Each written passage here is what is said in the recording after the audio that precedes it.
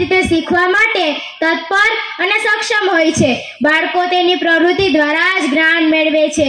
બાળકો તેની આસપાસના વાતાવરણ, પ્રકૃતિ અને લોકો સાથે પરસ્પરના વ્યવહાર દ્વારા ઘણું બધું શીખતા હોય છે।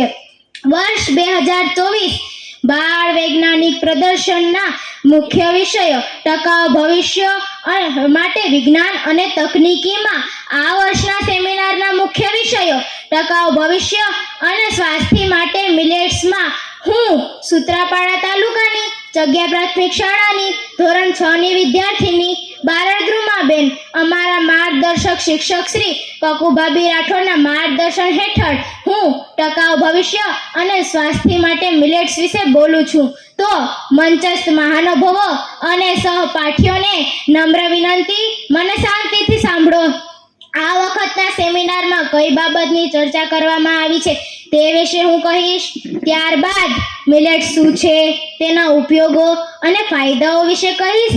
એમાં આ વખતના સેમિનારના મુખ્ય વિષયો મિલેટ્સ શું છે, મિલેટ્સના ફાયદા, તેમના વૈજ્ઞાનિક અને ઐતિહાસિક મહત્વ, મિલેટ્સના પ્રકાર, મિલેટ્સને આહારમાં લેવા અંગે જાગૃતિ, મિલેટ્સના પૌષ્ટિક ગુણધર્મો, મિલેટ્સના આરોગ્ય માટે લાભદાયક છે કે નહીં તે 2023 મિલેટ્સ વર્ષ તરીકે જાહેર કરવામાં આવ્યું છે। તો હવે આપણે વાત કરીએ મિલેટ્સ। મિલેટ્સ એ અનાજનું એક જૂથ છે જે પૌષ્ટિકતા અને આરોગ્ય માટે ઉત્તમ ગણાય છે। મિલેટ્સ એ આરોગ્યપ્રદ જીવનશૈલી ધરાવે છે। આ અનાજ વિશ્વભરમાં ઘણા બધા દેશોમાં ઉપયોગી થાય છે, જેમાં ભારત જેવા દેશોમાં તેનો ઉપયોગ પ્રાચીન સમયથી ચાલતો આવ્યો છે। આ અનાજ સસ્તા પૌષ્ટિકતા અને સરળતાથી ઉગાડવામાં આવતા પાકોમાં ગણાય છે। તો હવે આપણે વાત કરીએ મિલેટ્સના પ્રકાર। જવાર, બાજરી, રાગી, કુદરો, સામો, નચણી, કોદો। જવાર પાચન માટે ઉત્તમ અને આયર્ન અને પ્રોટીન માટે સમૃદ્ધ। બાજરી રક્ત પ્રવાહમાં વધારો કરે, હૃદય માટે ફાયદાકારક।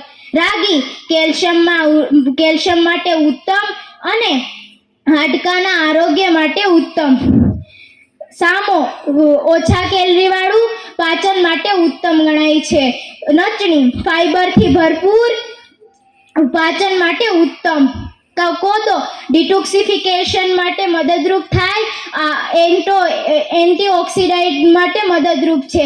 તો હવે આપણે વાત કરીએ મિલેટ્સના ફાયદા।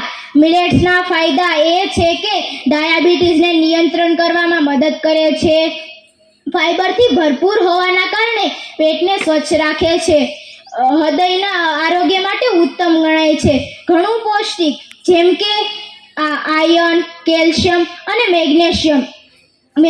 તો હવે આપણે વાત કરીએ મિલેટ્સના ઉપયોગો।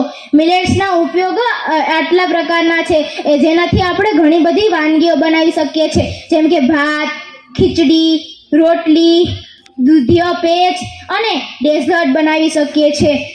રોજિંદા આહારમાં ઘઉં અથવા ચોખાના બદલે મિલેટ્સનો સમાવેશ કરવાથી આરોગ્ય માટે સારું ગણાય છે। ભારત સરકારે મિલેટ્સને પ્રોત્સાહન આપવા માટે તેને શ્રી અન્ન નામ આપ્યું છે।